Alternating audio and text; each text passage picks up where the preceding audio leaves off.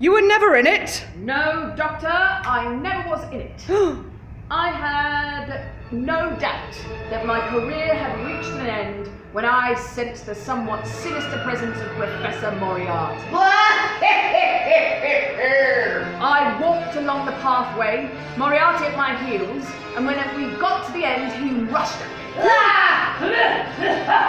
I slipped his grip, and he, with a horrible scream, kicked madly at the air and clawed the air with both of his hands, and over he went.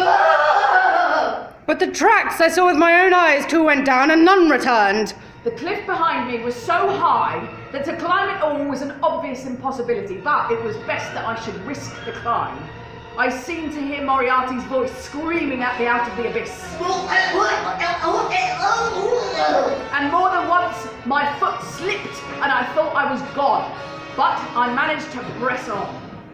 I looked up and saw the head of a man against the darkening of the sky, and a stone struck within a foot of my head.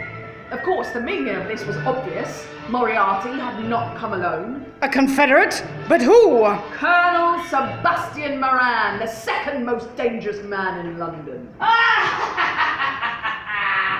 I took to my heels and did 10 miles over the mountains in darkness.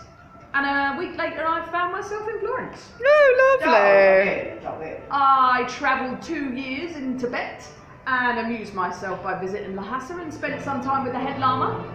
I passed through Persia, looked in on Mecca, and spent a short but interesting visit with the Khalifa of Khartoum. I spent some months in the south of France. I came to London in my own person and sent Mrs. Hudson into violent hysterics.